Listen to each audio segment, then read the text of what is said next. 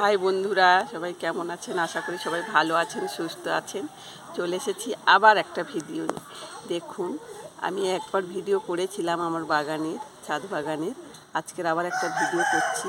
আমি একবার বলেছিলাম যে আমার এই অপরাজিতাটা ডবল পাপড়ি ও আছে, সিঙ্গেলও আছে। এই দেখুন সেই ডবল পাপড়ি কি সুন্দর ফুটেছে। আজকের এটা একটা ফুটেছে, আর এমনি সিঙ্গেল পাপড়ি ফুল ফুটেছে অনেক। দেখুন কি সুন্দর নীল হয়ে ফুটেছে, আমার খুবই ভালো লাগে। দেখুন, দেখতে চাইছিলেন, দেখালাম। এই যে ফুটেছে, কি দারুণ হয়ে ফুলটা ফুটেছে। দেখুন খুব সুন্দর লাগছে। এই যে কত সুন্দর ফুটেছে, আর দানাও ভর্তি হয়ে গেছে। এই যে দানাগুলো পাকলে কিভাবে লাগাতে হবে, কিভাবে গাছ তৈরি করতে হবে আপনাদেরকে আমি দেখিয়ে দেব।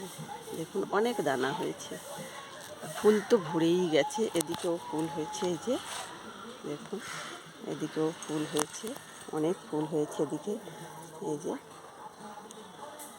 আর গাছটাও খুব সুন্দর হয়েছে, গাছটাও খুব সুন্দর হয়েছে। দেখুন বাগানটা আমার খুব সুন্দর হয়েছে, কিন্তু হলে কি হবে, নিচের থেকে ইঁদুর এসে আমার সব গাছ কেটে দেয়, সমস্ত গাছ কেটে দেয়। এগুলো সব শিম গাছ, দেখিয়েছিলাম আপনাদের, তখন ফুল আসেনি। এখন কিন্তু সব ভরে ভরে ভরে ভরে ফুল এসে গেছে গাছে। এই যে ভরে ভরে গাছে ফুল এসে গেছে, গাছ খুব সুন্দর হয়েছে। কিন্তু দুঃখের বিষয়, আমার গাছগুলো সব কেটে দিচ্ছে, ইঁদুর এসে সব গাছ কেটে দিচ্ছে। দেখুন ফুল ভর্তি হয়ে গেছে গাছে, ফুল ভর্তি হয়ে গেছে। আর পুঁই শাকগুলো তো বড় হয়ে গেছে, দেখাচ্ছি। এই দেখুন ইঁদুরে কি করেছে, এই গাছটার গোড়া থেকে এতগুলো মাটি রাত্রে তুলে সব ফেলেছে। এই মূলোগুলো সব বেরিয়ে গেছে, মূলোগুলো সব তুলে নিতে হবে।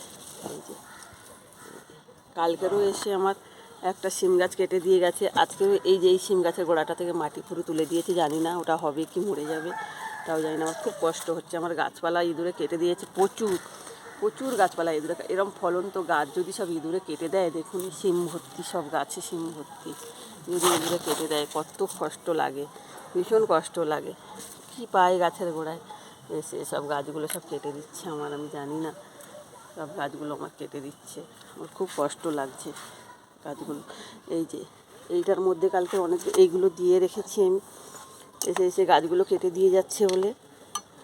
এই যে দেখুন এই যে শিম গাছটা কেটে দিয়ে গেছে, শিম গাছটা কেটে দিয়ে গেছে, শিম গাছটা শুকিয়ে গেছে, এটা কালকের কেটে দিয়েছে। এই যে, আর আজকে রাত্রে আবার এসে এখানে অনেক মূলো রয়েছে, আজকে রাত্রে এসে এই শিম গাছটার গোড়ার মাটি তুলে দিয়ে গেছে। এই যে কী করে আমি ইঁদুর তাড়াবো আমি কিছু বুঝতে পারছি না, আমার গাছগুলো সব নষ্ট করে দিচ্ছে। আর ওদিকে সেই ফুল গাছগুলো দেখতে চাইছিলে, আমি দেখাচ্ছি গাঁদা ফুলগুলো।